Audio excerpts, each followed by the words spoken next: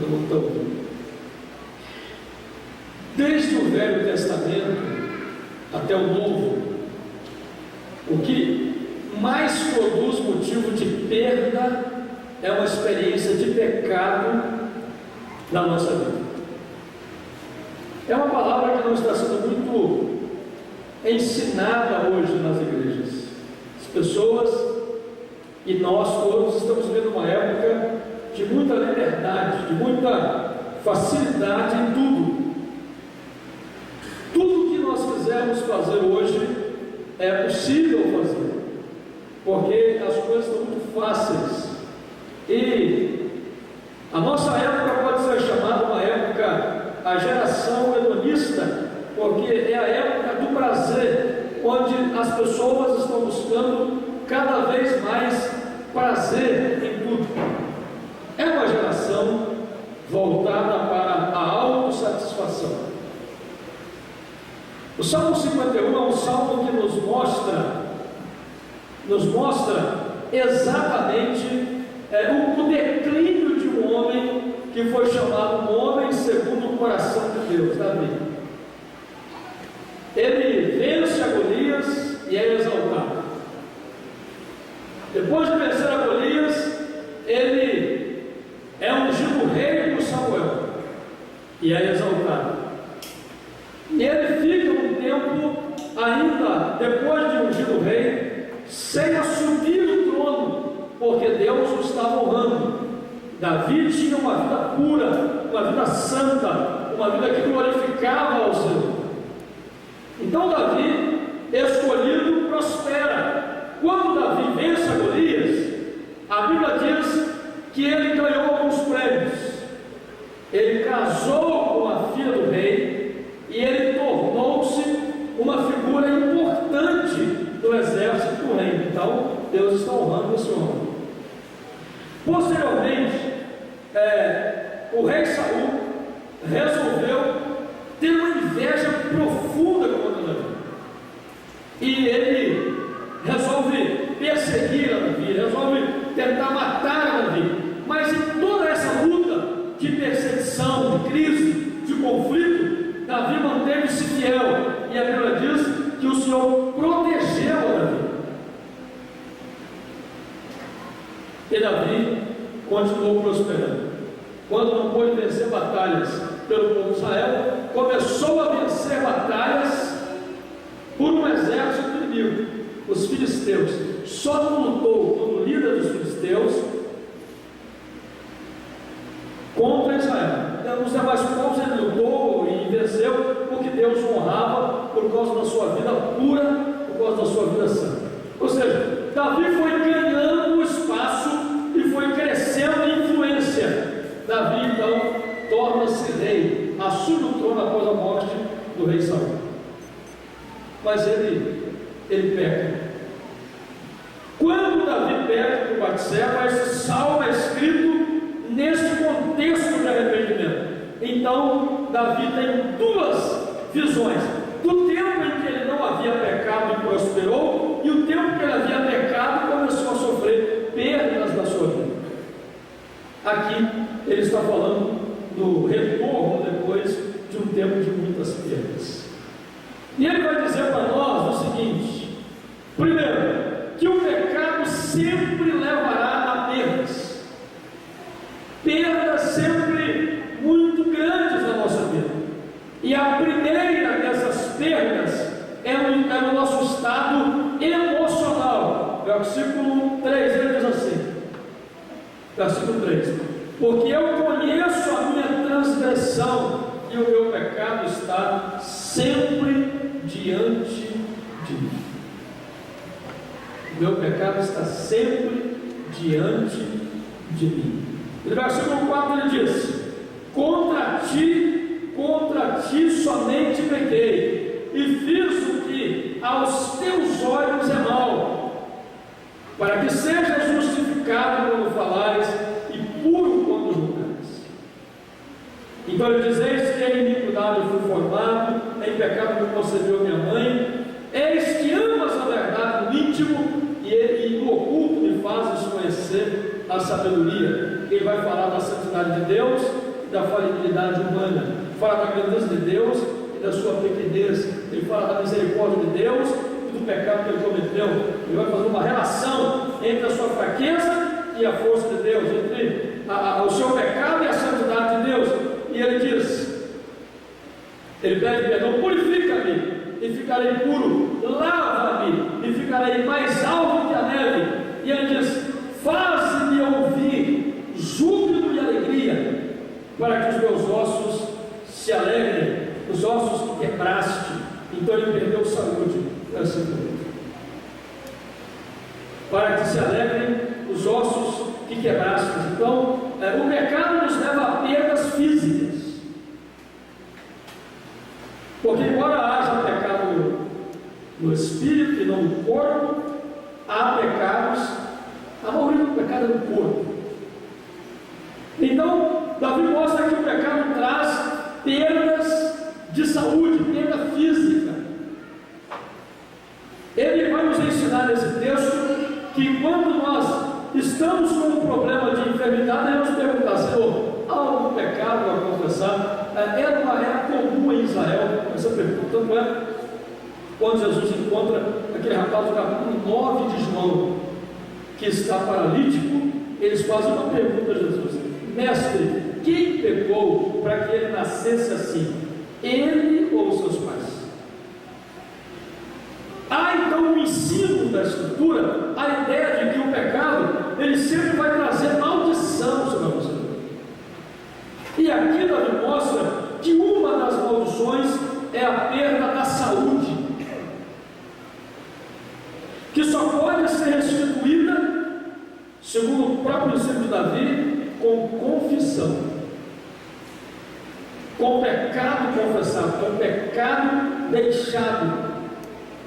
E o Salmo 51 também diz que o pecado não tira apenas a nossa saúde física, mas ele, ao mesmo tempo que tira a saúde física, ele tira a nossa alegria espiritual. Por isso, no verso 12, ele diz assim: torna a dar-me a alegria da tua salvação. O crente em Cristo, o crente salvo por Cristo, ele não perde a salvação, porque a salvação é eterna. Essa questão da salvação eterna é um ponto fundamental da doutrina batista. Por quê? Porque dentro do contexto de estudar isso, a palavra do filho pródigo, quando está em pecado, ele sente-se um empregado, sente-se sujo, sente-se um servo, ele quer voltar para casa apenas como um empregado, não como filho. Mas o pai não o perdeu de vista nem um tempo. Portanto, quando ele volta, o pai o recebe não como empregado, mas como filho, que significa que ele não havia perdido a honra e o lugar de filho que ele havia adquirido quando nasceu naquela família. Assim é a salvação. Por isso, Davi, ele não se contradiz quando faz um pedido ao Senhor. Ele diz: torna a dar-me a alegria da tua salvação. Ele não pede de volta a salvação em si, mas ele pede de volta a alegria da salvação. Se o crente começa a estar triste por qualquer motivo, tem que avaliar a própria vida. Pequei, falhei, em alguma coisa que fiz, desagradei o Senhor. Se tudo que o Espírito Santo tenta fazer na sua vida não produz alegria, então você precisa fazer algumas perguntas. Houve algum pensamento, alguma omissão, comissão, alguma coisa que eu devia ter feito e não fiz, é omissão, alguma coisa que eu fiz e não deveria ter feito, pecado por comissão? Por isso perdi a alegria, por isso não consigo ver prazer nas coisas que tento e faço. Se há uma frequente perda de alegria, então é preciso consultar o coração, porque o pecado, ele traz perdas espirituais. Ele pede ao Senhor que não afastasse dele o seu espírito, não me lances fora da tua presença e não retires de mim o teu Espírito Santo. O Espírito Santo não pode conviver com atitude pecaminosa em nosso corpo, em nossa vida, então isso entristece o Espírito Santo. Se pecamos, o Espírito Santo para de falar conosco, se afasta de agir na nossa vida. Ora, então, o pecado é o principal motivo de perdas. Quando Acã pecou, Acã perdeu tanto o que havia, o motivo do pecado, quanto perdeu também a própria vida. Então, o pecado é um negócio muito perigoso para que a gente lide com ele como se ele não influenciasse o nosso relacionamento com Deus. A Bíblia diz o Senhor: sede santos como eu sou santo, diz o Senhor. Então eu não posso conviver com o pecado como se o pecado não acrescentasse, não tirasse nada, ou não atrapalhasse a minha comunhão com Deus. A Bíblia diz que o salário do pecado é a morte espiritual. Todavia está aqui confessando o seu pecado para que pudesse ter restituição de saúde física, restituição de alegria espiritual e restituição de comunhão com o Espírito Santo. Nós precisamos tomar cuidado com as coisas espirituais, né, irmãos? Às vezes não percebemos coisas que fazemos, falamos, atitudes que assumimos e que são pecaminosas. Por exemplo, quando o Senhor Deus chama a atenção de Israel, lá no segundo livro de Crônicas, capítulo 7, versículo 14, o Senhor Deus mostra ali que as perdas da nação inteira eram em função do pecado que a nação havia cometido. O versículo 14 diz assim: e se o meu povo, que se chama pelo meu nome, se humilhar e orar e buscar a minha face e se converter nos seus maus caminhos, então eu ouvirei do céu, perdoarei os seus pecados e sararei a sua terra. Perdoarei os seus pecados e sararei a sua terra. Uma pessoa em pecado não vai prosperar conforme a bênção de Deus. Pode prosperar como resultado de corrupção, pode prosperar como resultado de ganhar na loteria, pode prosperar como resultado de outras coisas, mas não vai prosperar espiritualmente. Agora, qualquer prosperidade que a gente tenha que não seja a bênção do Senhor será perigosa e terá permanência muito curta na nossa vida.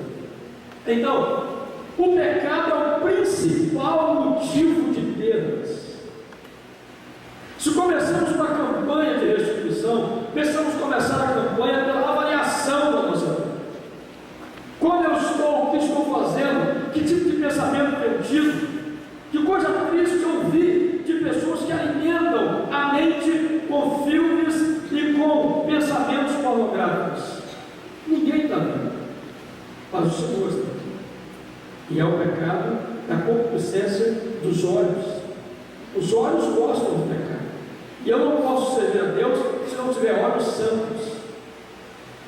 Se não tiver olhos santos, não há nenhum problema de você achar uma mulher bonita ou uma pausa ou um homem bonito. Nenhum problema quanto a isso. Os olhos existem para que nós contemplemos a beleza do Senhor. O problema é se a partir do momento em que percebemos a beleza, começamos a desejar o corpo. Isso é a concupiscência dos olhos. Pois bem, então o pecado é um problema, leva a perdas profundas. A pessoa trabalha e não prospera. Ela esforça e não progride. Tem perdas que ela não entende. Ela tem dificuldades para manter o que tem. Como, por exemplo, o diabo manda pessoas para oferecer negócios que vão trazer prejuízo sobre a vida. O diabo manda. Bons projetos, no final, não dão certo. Deus não abençoa um filho seu em pecado. A Bíblia diz em Provérbios, creio que 28, verso 13. Creio que 28, 13. O que encobre a transgressão jamais prosperará, mas o que confessa e deixa alcança misericórdia. O que encobre a transgressão do pecado nunca prosperará, mas o que confessa e deixa alcança misericórdia. Deus não lida com o pecado na nossa vida. O pecado nos afasta do Senhor. O pecado faz com que nós deixemos de prosperar. E não só não prosperamos, como perdemos o que conquistamos. Como perdemos o que conquistamos. Então, não podemos conviver com o pecado como se o pecado não fosse pecado. Não podemos conviver com o pecado dando um outro nome ao pecado. Nós precisamos confessar o pecado e deixar. Provérbios 28, 13 diz que confessa e deixa, alcança a misericórdia. Que confessa e deixa. Duas atitudes: confessar e deixar, para que haja alcance de misericórdia. Então, estamos começando uma campanha de restituição. Precisamos hoje começar pela avaliação da nossa vida. Se você entende que perdeu algumas coisas, se você entende que tem sonhos que não foram realizados, se você entende que o diabo tirou alguma coisa da sua vida, comece a avaliar a sua vida, para que o Senhor Deus possa restituir pela confissão, por uma nova atitude. Uma mentirazinha, uma mentirazinha branca. A mentira pode ser branca, amarela, cor-de-rosa, azul, vermelha ou preta. Mentira, independente da cor. Eu menti para me proteger. Se você mentiu para proteger, é porque você não acredita que o Senhor possa te proteger.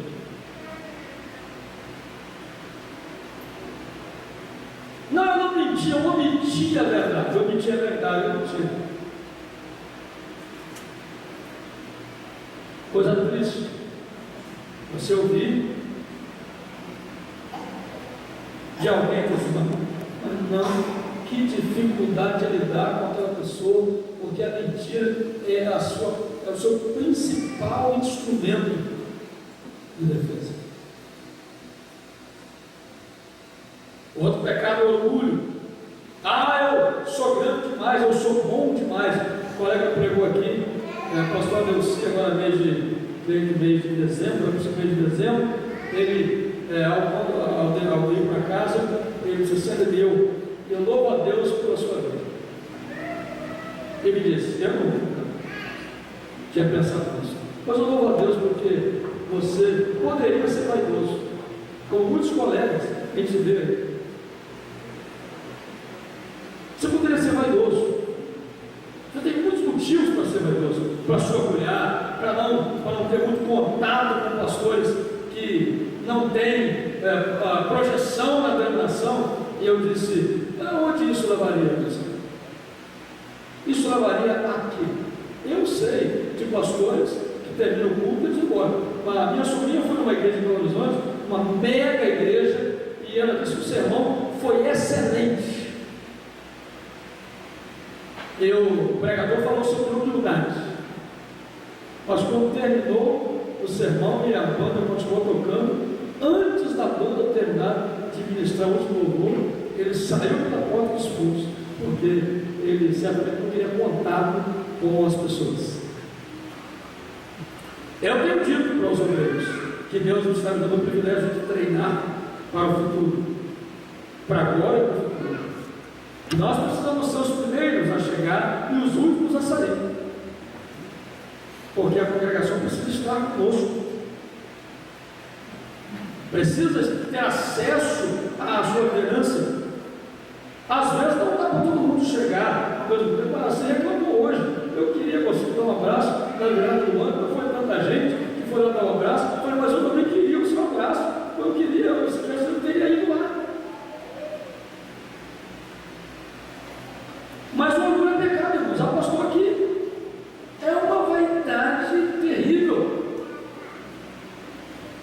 Você chega no retiro de pastores, tem pastor que passa perto de você como se não fosse ninguém. Aí eu faço assim também, essa pessoa me considerou, você nem me cumprimentou, e é só porque é uma liderança, né? Na cabeça dele ele é uma liderança, né?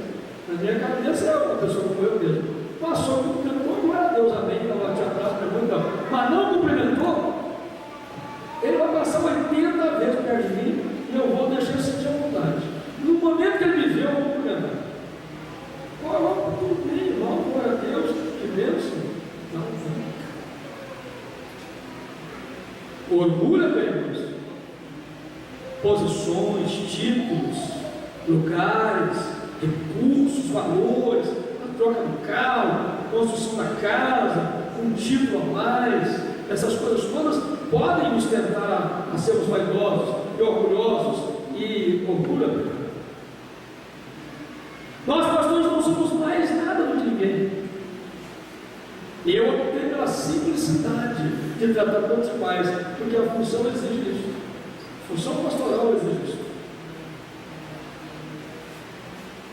Porque tem que guardar o meu coração do orgulho. Nós precisamos guardar o nosso coração do orgulho. Passar por uma pessoa e achar que é melhor, maior. Temos que nos guardar disso.